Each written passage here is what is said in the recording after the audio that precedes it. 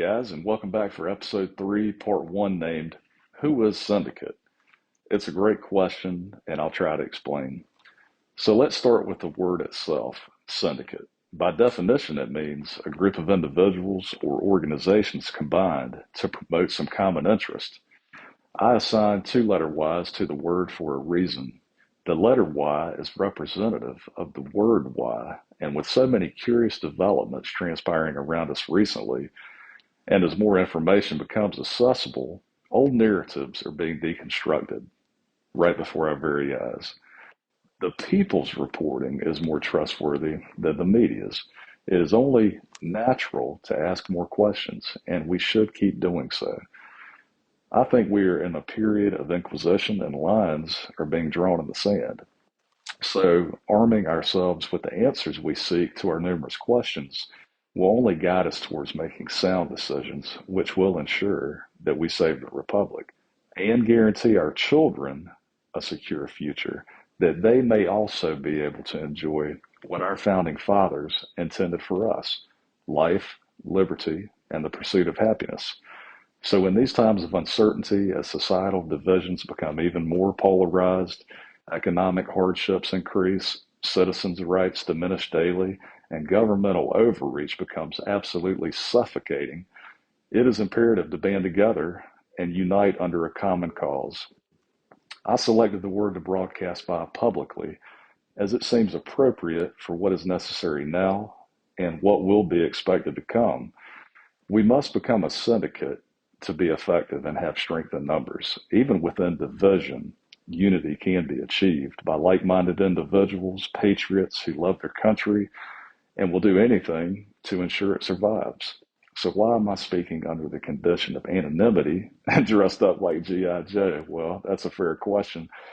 Unfortunately, as you know, our First Amendment is under heavy assault by Judaic obstructionists, and several nefarious entities are inclined to exert unconstitutional pressures against the average tax-paying citizen, as their tactics no longer only just apply to the most influential of society. No one is safe from intimidation or reputation destruction campaigns in today's America.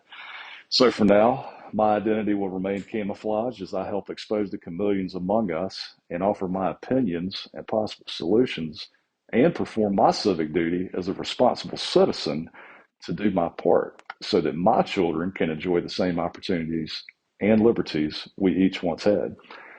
Each voice is important now, and frankly, it only seems appropriate to be suited up for battle on these broadcasts as we truly are in the midst of an American Revolutionary War yet again. I'm just a simple man, a citizen, a taxpayer, a father, a man of faith, and an American nationalist, and a genuine patriot.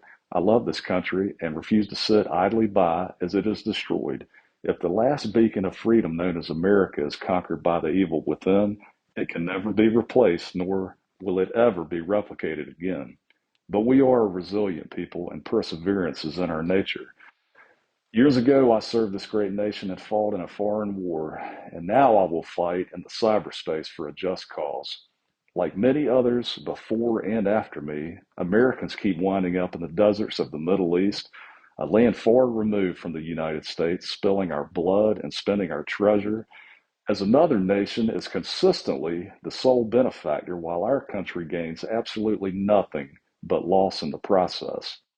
Due to this, and after discovering very troubling truths about our so-called greatest ally, and understanding that they are always the catalyst for our involvement there, and with my personal sacrifices and time spent in the sandbox, I can assure you I have a vested interest in speaking out, a conviction based on experience and current events, and possess the authority to do so.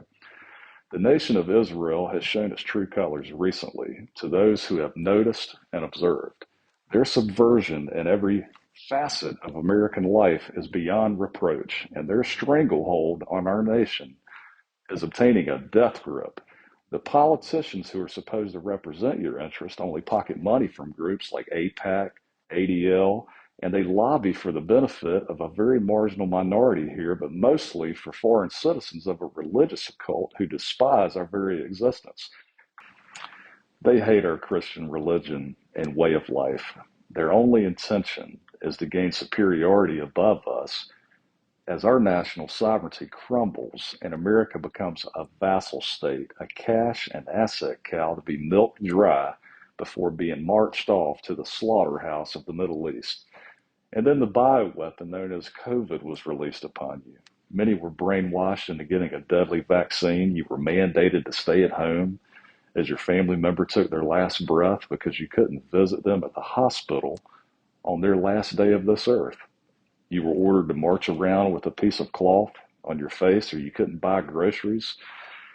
Then you protested a stolen election and became victims of an entrapment campaign, only to be intimidated later and hunted down like wild dogs and then incarcerated for holding your government accountable. We've allowed a prior commander in chief to be victimized by a weaponized bureaucracy and receive 91 bogus and trumped up felony charges. Our tax revenue has been extorted from us, only to be sent overseas for the defense of foreign nations like Israel and Ukraine, while Uncle Sam allows thieves, murderers, rapists, and now cannibals to invade our country and place our families in harm's way. We've allowed our police departments to be castrated and rendered inefficient to combat inner city crime. Physical assaults are being committed against the white population at an unprecedented rate as the perpetrators receive ever increasing lighter sentences, sometimes with no judgment, and even allowed to walk free, only so they can go commit further crimes. We see the tent cities and our brothers and sisters strung out on drugs and loitering and sleeping on the streets, sidewalks, with no attention from our public services. Our children are being force fed the most deviant versions of alternative lifestyles, and Big Pharma is introducing harmful chemicals into their bodies while doing so.